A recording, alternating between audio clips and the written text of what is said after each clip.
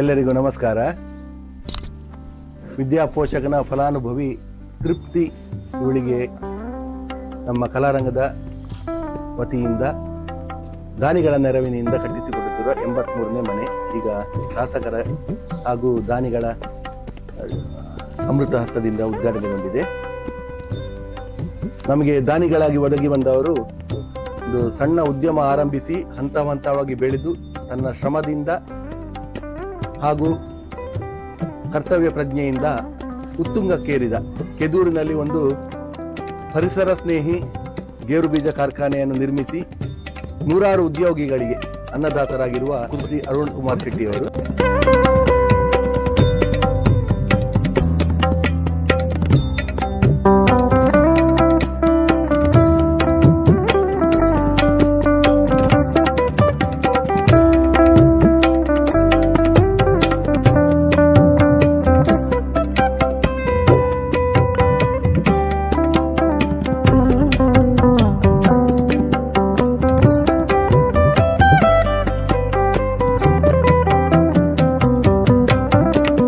ನನ್ನ ಹೆಸರು ತೃಪ್ತಿ.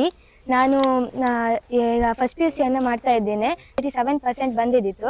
ಆವಾಗ ನನ್ನ ಅಪ್ಪ ಹೋಗಿ ವಿದ್ಯಾಪೋಷಕ ಸಂಸ್ಥೆಗೆ ನನ್ನ ಹೆಸರನ್ನ ಅರ್ಜಿನ ಹಾಕಿದ್ರು. ಅದು ನನ್ನ ಅರ್ಜಿ ಸ್ಯಾಂಕ್ಷನ್ ಆಯ್ತು. ನನಗೆ ತುಂಬಾ ಖುಷಿ ಆಯ್ತು. ಆಗ ನನಗೆ ಗೊತ್ತಾಯ್ತು ಇಲ್ಲಿ ಮನೆ ಕಟ್ಟಿ ಕೊಡುವಂತ ಸೌಲಭ್ಯನೂ ಇದೆ ಅಂತ. ಹಾಗೆ ನಮ್ಮ ಮನೆಯೂ ಏನು ಸೌಖ್ಯವಾಗಿರ್ಲಿಲ್ಲ. ಗೋಡೆ ಆಗ್ಲಿ, ಹಂಚಾಗ್ಲಿ, ಹಲ್ಗೆ ಆಗ್ಲಿ ಎಲ್ಲ ಹೋಗಿದ್ದಿತ್ತು. ಮಳೆಗಾಲದಂತೂ ಮನ್ಕೊಳ್ಳೋಕ್ಕೂ ಸಮೇತ ಕಷ್ಟ ಆಗ್ತಿದ್ದಿತ್ತು. ಅದನ್ನ ನಾವು ಮುರಳಿ ಸರ್ ಹಾಗೂ ಗಂಗಾಧರ್ ಸರ್ ಹತ್ರ ಎಲ್ಲ ಹೇಳ್ಕೊಂಡ್ವಿ. ಅದಾದ್ಮೇಲೆ 2 ದಿನಕ್ಕೆ ವಿಸಿಟಿಗೆ ಬಂದಿದ್ರು ನಾರಾಯಣ್ ಸರ್, ಗಂಗಾಧರ್ ಸರ್ ಮತ್ತೆ ಮುರಳಿ ಸರ್ ಬಂದಿದ್ರು.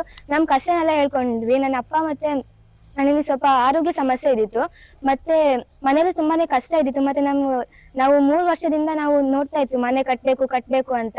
ಆದ್ರೆ ನಮ್ ಕಷ್ಟ ಇದ್ದ ಕಾರಣ ನಮ್ಗೆ ಮನೆ ಕಟ್ಲಿಕ್ಕೆ ಆಗ್ಲಿಲ್ಲ ಇದ್ದಿತ್ತು. ಅದನ್ನೆಲ್ಲ ಸರ್ ಹತ್ರ ನಾವು ಹೇಳ್ಕೊಂಡ್ವಿ. ಸರ್ ಏನ್ ಚಿಂತೆ ಮಾಡ್ಬೇಡಿ, ನಾವು ನಿಮ್ ಮನೆ ಕಟ್ಕೊಡ್ತೀನಿ, ಹಾಗೆ ಚೆನ್ನಾಗಿ ಓದು ಒಳ್ಳೆ ಮಾರ್ಕ್ಸ್ ತೆಗಿ ಅಂತ ಹೇಳಿದ್ರು. ನಾನು ಅಡಿಲ್ಲ ಅಂದೆ. ಅದಾದ್ಮೇಲೆ ನನ್ಗೆ ತುಂಬಾನೇ ಖುಷಿ ಆಯ್ತು. ಅಂದ್ರೆ ಇಷ್ಟು ಚೆನ್ನಾಗಿ ಮನೆ ಕಟ್ಟಿದ್ದಾರೆ ಅಂದ್ರೆ ತುಂಬಾ ದಿನನೂ ತಕೊಂಡ್ಲಿಲ್ಲ. ಹೇಳಿ 4 ದಿನಕ್ಕೆ ಪಂಚಾಂಗ ಹಾಕಿ ಮನೆನೆಲ್ಲ ಎಷ್ಟು ಚೆನ್ನಾಗಿ ಕಟ್ಟಿ ಕೊಟ್ಟಿದ್ದಾರೆ. ನನ್ಗೆ ಮನೆ ಡೊನೇಟ್ ಮಾಡಿದಂತಹ ಅರುಣ್ ಕುಮಾರ್ ಶೆಟ್ಟಿಗೆ ನಾನು ಯಾವತ್ತೂ ಚಿರಋಣಿ ಆಗಿರ್ತೇನೆ.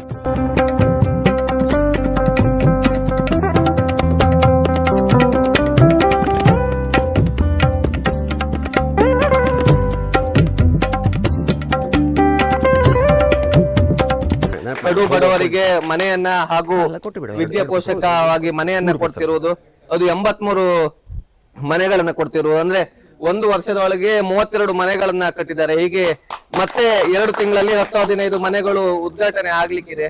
ಈ ಸಮಾಜ ಕಾರ್ಯವನ್ನ ಮಾಡ್ತಿರೋದಕ್ಕೆ ಅವರಿಗೆ ಧನ್ಯವಾದ. ಹಾಗೆ ಒಂದು ಯಾವ್ದಾದ್ರು ಫಂಕ್ಷನ್ ಮಾಡ್ಲಿಕ್ಕಾದ್ರೆ 5,000 ಡೊನೇಷನ್ ಮಾಡುವುದೇ ಕಷ್ಟ. ಅಂತದ್ರಲ್ಲಿ ಒಂದು ಮನೆಗೆ ಒಬ್ಬರನ್ನ ಡೊನೇಟ್ ಮಾಡ್ತಾರೆ ಅಂದ್ರೆ ಅವರು ಆ ಸಂಸ್ಥೆ ಎಷ್ಟು ವಿಶ್ವಾಸವನ್ನ ಈ ಸಮಾಜದಲ್ಲಿ ಕಂಡುಕೊಂಡಿದೆ ಎನ್ನುವಂತದ್ದು ಮುಖ್ಯ ಆಗಿರ್ತದೆ. ಹಾಗೆ ನಮ್ಮ ಅರುಣ್ ಕುಮಾರ್ ಶೆಟ್ಟರು ನಮ್ಮ ಆತ್ಮೀಯರು, ಅವರಿಗೂ ಹಾಗೆ ಸಮಾಜ ಕೆಲಸಗಳನ್ನ ಮಾಡುವ ಉದ್ಯಮದ ಜೊತೆ ಈ ಕಷ್ಟದಲ್ಲಿರುವವರಿಗೆ ಮಿಡಿಯುವಂತ ಅಂತಃಕರಣ ವ್ಯಕ್ತಿಯವರು. ಹಾಗೆ ಶ್ರೀಮತಿಯವರು ಅಷ್ಟೇ, ಯಾವುದು ರೂಪಾಯಿ ಆಗುದಿಲ್ಲ. 9 ಆಣೆ 7 ಆಣೆ ಸೇರಿದ್ರೆ ರೂಪಾಯಿ ಆದ ಹಾಗೆ ಪ್ರತಿಯೊಂದು ಕಾರ್ಯದಲ್ಲಿ ಯಾವುದಕ್ಕೂ ತೊಡಕೊಂಡು ಹೊಡೆದೆ.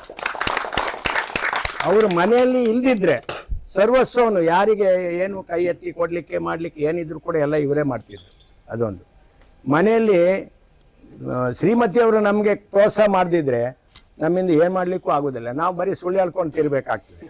ಈಗಲ್ಲ, ಹೋಟೆಲ್ ಡಿಪಾರ್ಟ್ಮೆಂಟ್ ಇರಲಿ, ಬೇರೆ ಯಾವ ಇದರಲ್ಲೇ ಇರಲಿ, ಕಷ್ಟ ಅಂತ ಹೇಳಿದವರಿಗೆ ಅವರು ಖಾಲಿ ಕೈಯಲ್ಲಿ ಕಳಿಸಿದ್ದಿಲ್ಲ. ಕಾರಣ ಇಷ್ಟೇ, ಅವರು ನೋವು ಏನನ್ನೋದನ್ನು ಅನುಭವಿಸಿದ್ದಾರೆ. ನಮ್ಮಲ್ಲಿ ಮನುಷ್ಯನಾಗಿ ಹುಟ್ಟಿದ ಮೇಲೆ ನಮ್ಮ ನೋವು ಏನೋದನ್ನ ಅನುಭವಿಸಿದ್ದಾರೆ. ಅದೇ ಪ್ರಕಾರ ಒಳ್ಳೆಯ ರೀತಿಯಲ್ಲಿ ಅವರ ಆಯುಷ್ಯ ಆರೋಗ್ಯ ಭಾಗ್ಯ ಕೊಟ್ಟು ದೇವರು ಇನ್ನು ಅತಿ ಉತ್ತುಂಗಕ್ಕೆ ಬೆಳೆಯುವಂತಾಗ್ಲಿ ಅಂತ ಹೇಳ್ತಾ ನಾನು 2 ಮಾತನ್ನು. ಯಕ್ಷಗಾನ ಕಲಾರಂಗದ ಈ ಕೆಲಸ ನಿಜಕ್ಕೂ ಒಂದು ಎಲ್ಲರಿಗೆ ಪ್ರೇರಣೆ, ಅವರು ಮಾಡುವ ಎಲ್ಲ ಕೆಲಸ.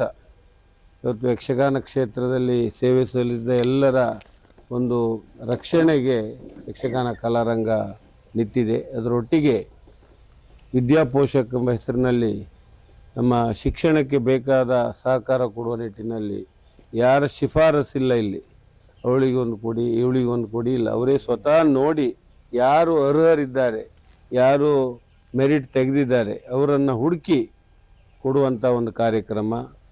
ಅದರೊಟ್ಟಿಗೆ ಇವತ್ತು ಅರುಣ್ ಕುಮಾರ್ ಶೆಟ್ಟರು ಅವರು ಉದ್ಯಮಿ, ಒಳ್ಳೆಯ ಉದಯೋನ್ಮುಖ ಉದ್ಯಮಿ ಅಂತ ಹೇಳ್ಬೋದು. ಅವರ ಸ್ವಂತ ದುಡಿಮೆಯಲ್ಲಿ ಇವತ್ತು ಒಂದು ವಿದ್ಯಾರ್ಥಿಗೆ, ಅವರ ಕುಟುಂಬಕ್ಕೆ ಒಂದು ಮನೆಯನ್ನು ಕಟ್ಟಿಸಿಕೊಟ್ಟಿದ್ದಾರೆ. ಸಹಾಯ ಮಾಡುವ ಒಂದು ಶಕ್ತಿಯನ್ನು ಕೊಡಲಿ, ಅವರು ಉದ್ಯಮ ಬೆಳೀಲಿ ಅಂತೇಳಿ ಹಾರೈಸಿ ಅವಕಾಶಕ್ಕಾಗಿ ನಾನು ಸಹ ಈ ದಾನ ಮಾಡುವಷ್ಟು ದೊಡ್ಡ ಮಟ್ಟದಲ್ಲಿಲ್ಲ, ಇನ್ನೂ ಸಮೇತ ಬ್ಯಾಂಕಿನ ಸಾಲದ ದುಡ್ಡಲ್ಲಿ ನಾವು ನೋಡ್ಲಿಕ್ಕೆ ಅವರ ದೊಡ್ಡದುಂಟು, ಆ ಬ್ಯಾಂಕಿನ ದುಡ್ಡು ನಮ್ಮ ದುಡ್ಡಲ್ಲ. ನಾನು ಸರ್ ಹತ್ರ ಹೇಳಿದೆ, ಒಂದು ಮನೆ ಕಟ್ತಾ ಇದ್ದೆ, ಅದೇ ನನ್ನ ಮನೆ ಗೃಹ ಪ್ರವೇಶ ಆಗೋ ಮುಂಚೆ ಯಾರಿಗಂತ ಹೇಳಲಿಲ್ಲ, ನಿಮ್ಮ ಸಂಸ್ಥೆಗೆ ಒಂದು ಮನೆ ಕಟ್ಸಿ ಕೊಡ್ತೀನಿ ಅಂತ ಹೇಳಿದೆ. ಅದನ್ನು ಇವತ್ತು ನೆರವೇರಿಸಿದೆ. ಮನೆಗೆ ಸ್ವಲ್ಪ ದೊಡ್ಡ ಲೋನ್ ಮಾಡಿದ್ರೆ, ಆ ಲೋನ್ ಅಂದ್ರೆ ಇದು ಒಂದಕ್ಕೆ ನಾನು ಇದು ಮಾಡಿದೆ ಬಿಟ್ಟು ನಾನೇನು ಅಷ್ಟು ದೊಡ್ಡ ಅಗರ್ಮ ಶ್ರೀಮಂತನೂ ಅಲ್ಲ, ಆ ಇದ್ರಲ್ಲೂ ಇಲ್ಲ. ನನಗೆ ಹೇಳ್ಬೇಕಂದ್ರೆ ಈ ಕಾರ್ಯಕ್ರಮವನ್ನು ಮಾಡಬೇಕಿದ್ರೆ ನನಗೆ ಪ್ರೇರಣೆ ನಮ್ಮ ನಾಗರಾಜ್ ಶೆಟ್ಟರು, ಅವರ ಅಣ್ಣ HS ಶೆಟ್ಟರು ಅವರು. ಅವ್ರ ಕಾರ್ಯಕ್ರಮವನ್ನು ತುಂಬ ನೋಡ್ತಾ ಇದ್ದೆ ನಾನು, ಅವರೆಲ್ಲ ಮಾಡೋದು ನೋಡಿ ನಾವು ಏನಾದ್ರು ಈ ಸಮಾಜಕ್ಕೆ ಒಂದು ಅಳಿಲು ಸೇವೆ ಮಾಡು ಅಂತ ಹೇಳಿ. ಮತ್ತೆ ನನಗೆ ಯಕ್ಷಗಾನ ಕಲಾರಂಗದ ಕಾರ್ಯಕ್ರಮಕ್ಕೆ ಹೋಗ್ತಾ ಇದ್ದಾರೆ, ಇವರೆಲ್ಲ ಇಷ್ಟೆಲ್ಲ ಕೆಲಸ ಕಾರ್ಯವನ್ನು ಬಿಟ್ಟು ಏನೂ ಒಂದು ಸ್ವಾರ್ಥ ಅವ್ರದ್ದಿಲ್ಲದೆ ಇಷ್ಟೆಲ್ಲ ಮಾಡುವಾಗ ನಾವು ಯಾಕೆ ಸಮಾಜಕ್ಕೆ ಏನಾದ್ರು ಒಂದು ಸೇವೆ ಮಾಡಬಾರ್ದಂತ ಇಚ್ಛಿಸಿ ನಾನು ಅವ್ರ ಜೊತೆಗೆ ಕೈ ಜೋಡಿಸ್ತಾ ಇದ್ದೇನೆ. ಒಂದು ನನಗೆ ತಿಳಿದ ಮಟ್ಟಿಗೆ ಒಂದು ಎಜುಕೇಶನ್ ಕೊಟ್ಟರೆ ಅವರು ಲೈಫು ಅವರು ಇದೇ ಚೇಂಜ್ ಆಗಿಬಿಡ್ತದೆ. ಅಂಥ ಕಾರ್ಯವನ್ನು ಯಕ್ಷಗಾನ ಕಲಾರಂಗದವರು ಮಾಡ್ತಾ ಇದ್ದಾರೆ. ಮತ್ತು ಮನೆ ಇಲ್ದಿದ್ದವರಿಗೆ ಮನೆ ಕಟ್ಟಿಸಿ ಕೊಡ್ತಾ ಇದ್ದಾರೆ. ಇದು ಅವ್ರ ಜೊತೆಗೆ ನಾನು ಸದಾ ಅವ್ರ ಜೊತೆಗೆ ನಾನು ಸಹಕಾರಿಯಾಗಿ ಇರ್ತೇನೆ ಅಂತ ಹೇಳ್ತಾ